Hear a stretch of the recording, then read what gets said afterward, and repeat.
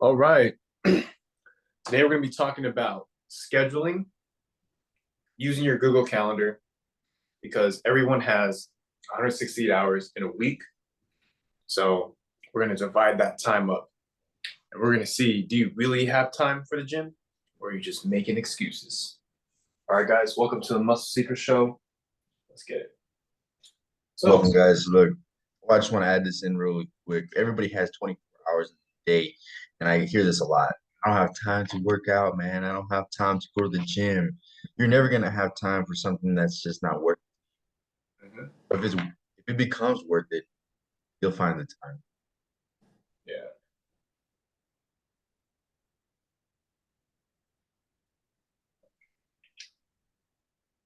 Nope. Mm. So, in 168 hours in a week, we got to divide that. There's 7 days, right? I'm just gonna write it out. If it's backwards, I don't give a damn. So 168 hours in a week, 7 days every week, right? There's 24 hours in a day, right? Everybody sleeps at least 6 hours. So there's 18 hours. There's 18 hours every day to either do what you need to do. Everybody needs to sleep though, right? Everybody's human. And And you do I'm gonna add on to that. You need at least 6 hours of sleep. Okay, I understand that you guys want 8 hours, 9 hours, whatever the fuck, but you yeah, need at least 6 hours to function correctly. yeah, to function correctly, right? Well, me and Cody have this, or sorry, me and Bernard have a mentor, and he says like there's four things you need to do every day that a man needs to do. He needs to go to work, he needs to sleep. I think that's it, right? He said there's like a four quadrant. It's like you need to go to work, you need to sleep, oh, and you need to work out, You need to make money. right? There's like, and then four is like you have relationships, take care of it. So that's like the only four things you need.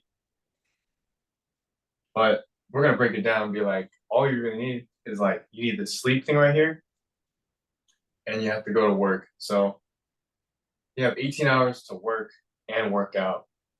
So think about it, guys. Right?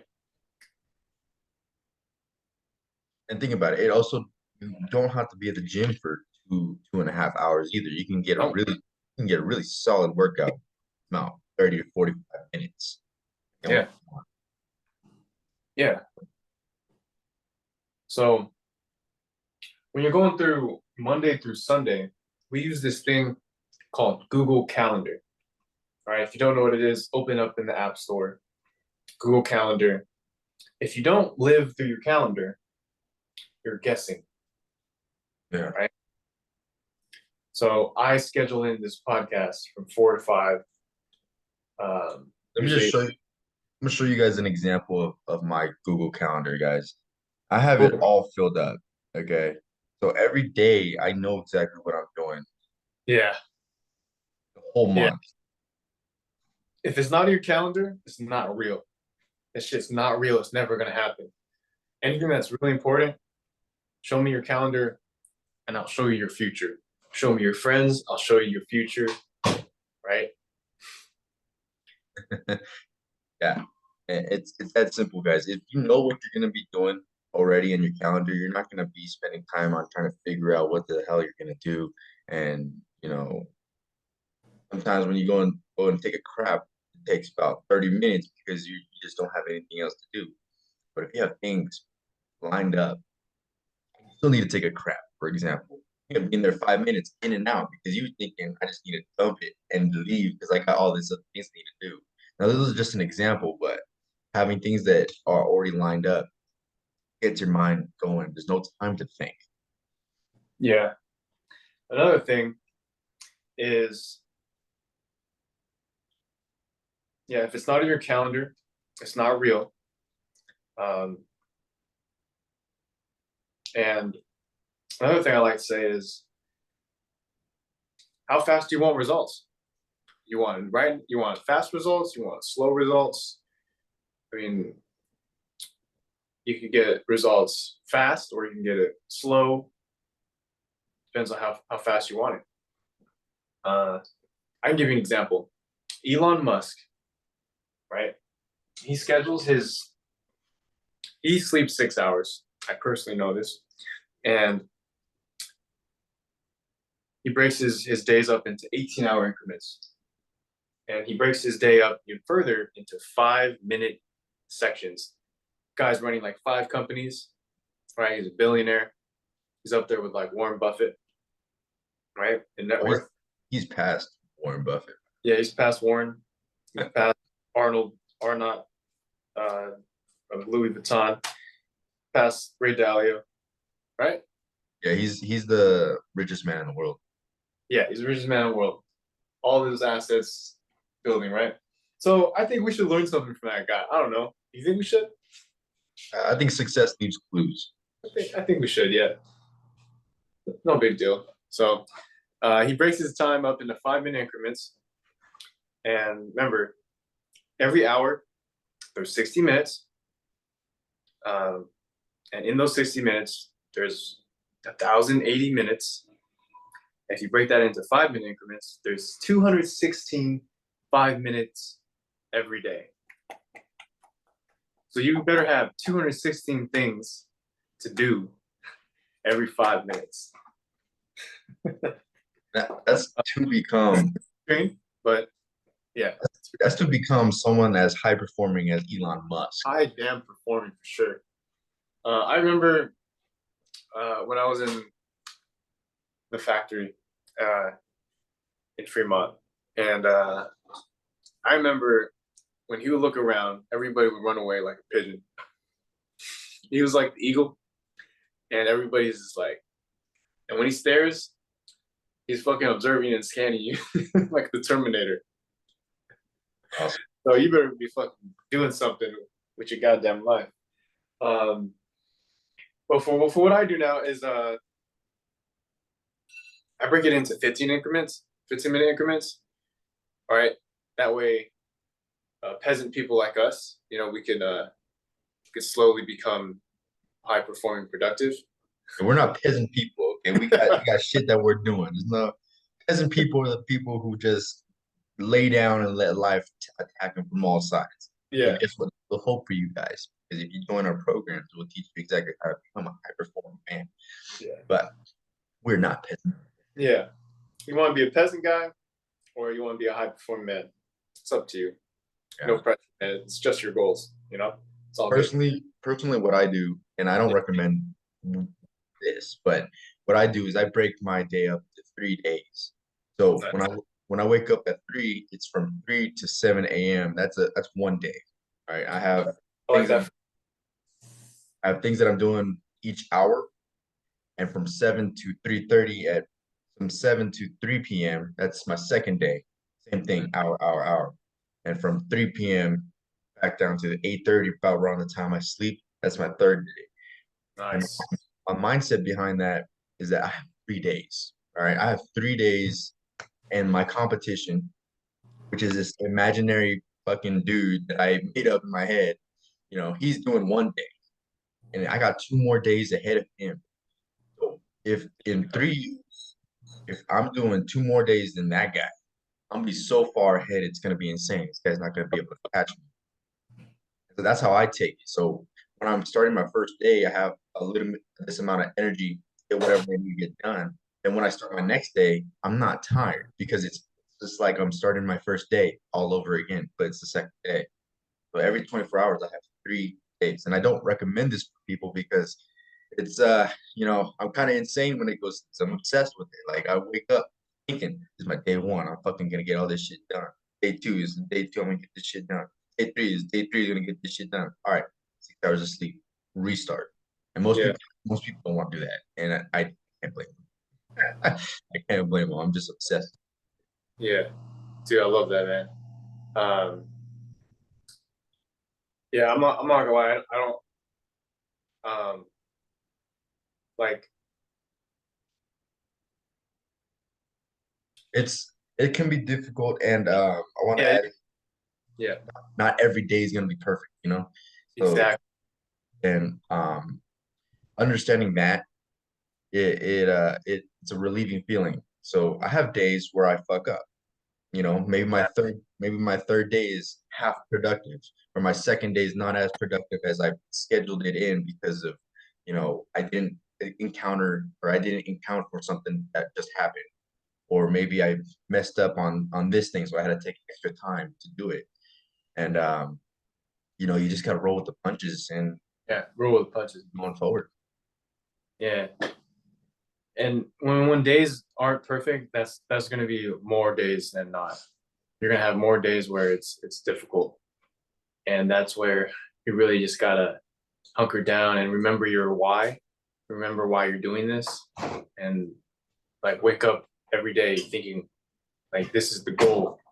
I was thinking about something yesterday, man.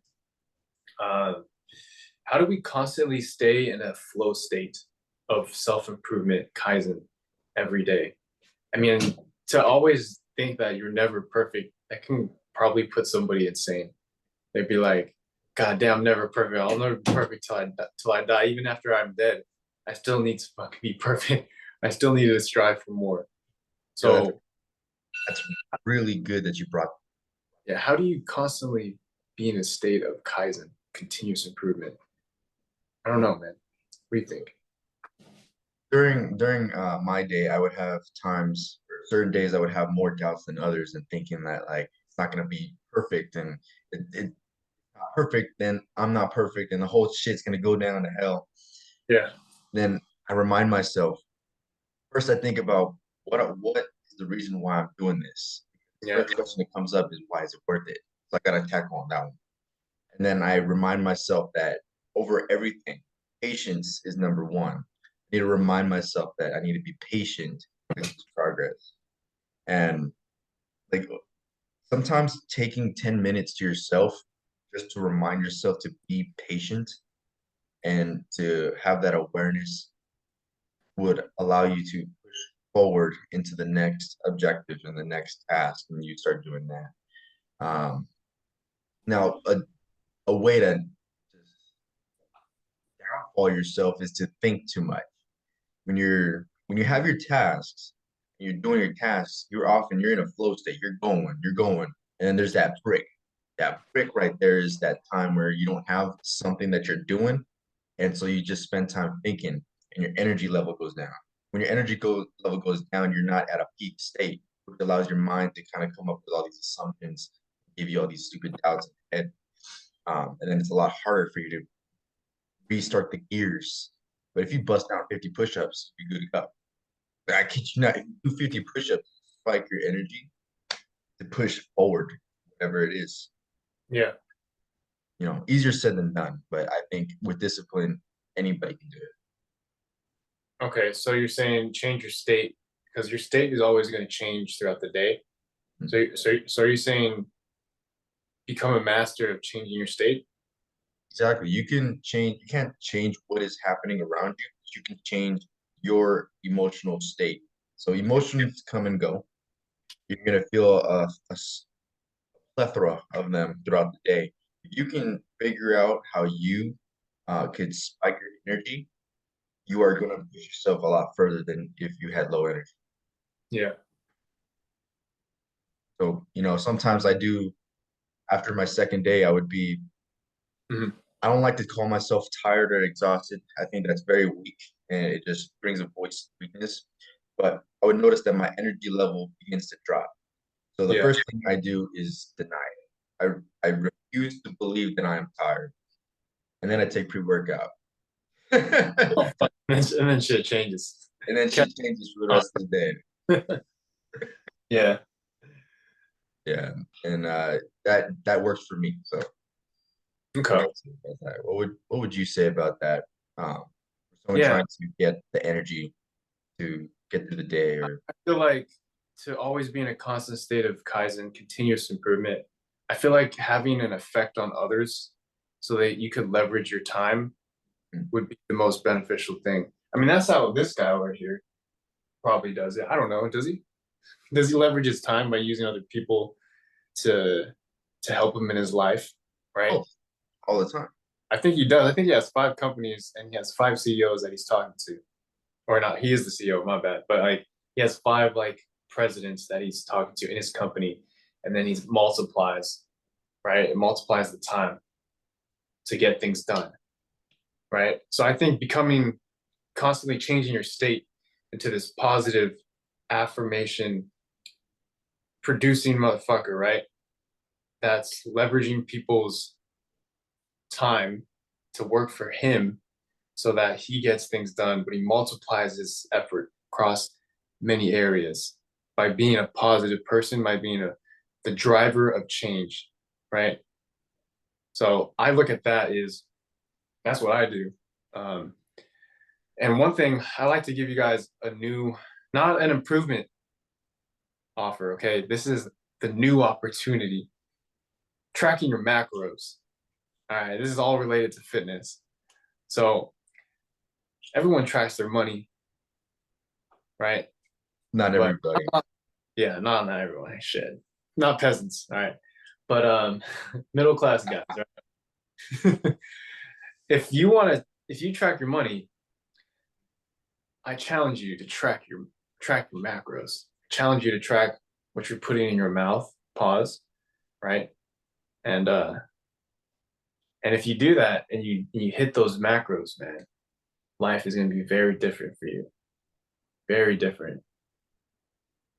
Yeah. Yeah. Accountability for everything. Honestly, man. Tracking your macros is like, Tracking your time. yeah. And what you follow and what you pay attention to. Yeah. Pay attention to your macros. You're gonna start eating healthy because every time you see a potato chip on your macros, you're gonna think, damn, I'm a fat piece of shit. You're gonna stop doing that. Well, you could eat that. It hits your budget. Your macros is like your budget. It's like a budget. You got to spend all of it, but it's a limit, Yeah, right? I agree. Yeah. Definitely follow you guys' budget, man. You guys don't want to end up in debt of macros. Yeah. What do you think about that, man? Yeah, I agree. And you guys can use your calendar to remind you with a little alert button that it has in the Google Calendar. So if, let's say, you need to eat a certain amount of macros, you can remind yourself at 11 a.m. It pops up in your phone saying eat this type of food or eat this or eat these amount of macros. Even if you're not gonna do it, at least start to put that into your calendar so that there begins to build that level of accountability, and then you will inevitably follow that. You start seeing that people like, oh shit, I gotta eat that, or I gotta remember this, and you start to eat it.